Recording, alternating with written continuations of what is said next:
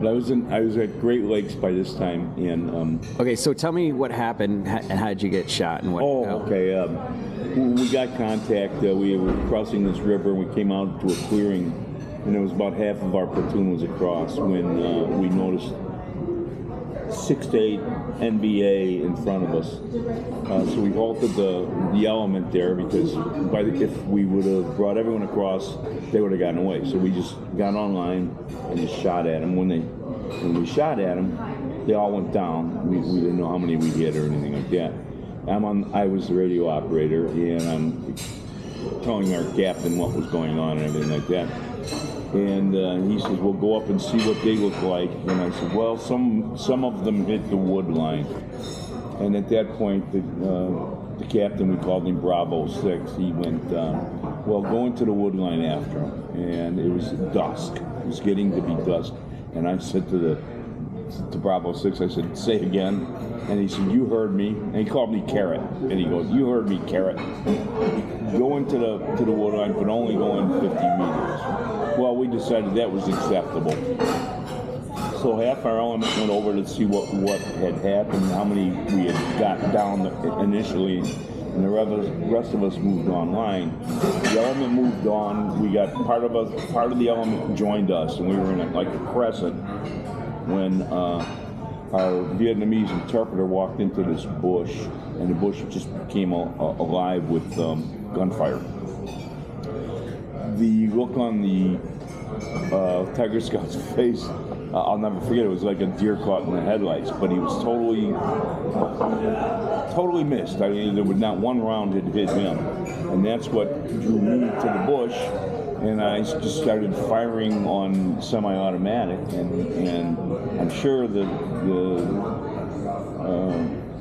the NBA guy in the bush just turned the world on me and just let me have it. And, I was left-handed, so I was like this, and the rounds bounced up against my rifle in my hand, and next thing you know it, I was starting to spin. As I was going down, I caught 2 more in the shoulder, and then 2 more on the side, and then I hit the dirt. And you got one in your hand? Yeah, I don't. Again, that part is like I always argue. I don't know if I got hit 6 or 7. I don't know which one's the. For sure.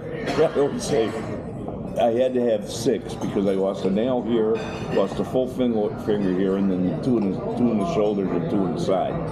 So, and then I had, and I don't know if it was my. Well, part of it was my rifle, part of it was the magazine, or even the trigger mechanism. Just freckled my chest here, and I got little indentations and things like that. And from that point, they. And then you had your radio, right? Yeah. Is that where the radio got shot too? Yeah. What saved my life in the whole situation was the 2 in my shoulder before hitting me went through my radio. Radio's weighs about 26 pounds, and it's thick metal. So those went through and slowed the velocity of the round down to where what it did is it ended up breaking my shoulder. They had to pin my shoulder. My shoulder's been pinned all these years. And then I lost my gallbladder. Lost a couple of, I don't know how many feet of intestine, but they just cleaned me up. And then I had a temporary colostomy. By the time I got stateside, they fixed that. And then I had to spend another, all told, 8 months in the hospital. That's about it. And you still have the bullets in you? I have 1 bullet that was up here that I had gotten shot in the shoulder. And I got 1 bullet, 3/4 of a bullet left from when I got shot in the side.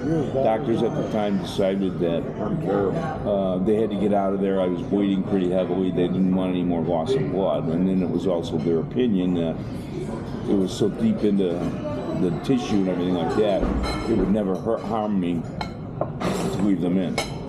And it hasn't. I mean, it's been over 50 years and I'm still here, and I've never had any pains or aches about it. So, except metal detectors. Yeah, I've set off a couple of metal detectors. And I explained to them, I go, hey, I got bullets in me from Vietnam, and they go, oh, okay. And then they still pat you down. They still have to pat you down, you know. I always go up and say, I have the artificial knee and I have rods in my foot. Yep. Screws. Yeah. And then you said there's stitches that sometimes surface. Yeah, they had cut me open from my heart to my crotch to, they call it an exploratory, and they do that, I guess that's standard operating procedure, to see how much damage the other rounds had done. And then they closed me back up, and they explained to me that I had stitches going across like this, and then I had stitches on the inside that I guess close you on the inside. Yeah. And they said, nah, never to worry about it. The ones on the inside will be dissolving. And I remember them taking out these. These were black. And they took them out and didn't even hurt. Minor pinch and everything like that. Throughout the years, I don't know how many I have, but I mean, I remember I had 32 stitches from my, again, the heart to my crotch on the outside. So I'm assuming that's how many I had on the inside, probably.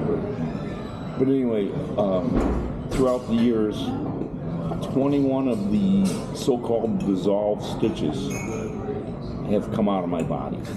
And again, I find it funny that they're Kelly green.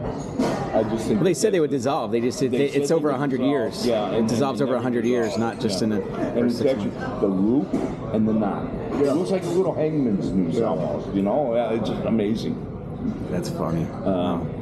But they fester up, and then eventually what will happen is I actually see the green fiber hanging out. And as soon as I'm very anxious about it, but I still have to wait like about a week because you got to have enough for the tweezers to pull on it to take it out. And if you don't wait, you tear it up. Yeah. But it's real funny. I've taken them out, and it's just like, whoop. I haven't really had even too much blood come out from No. like that too.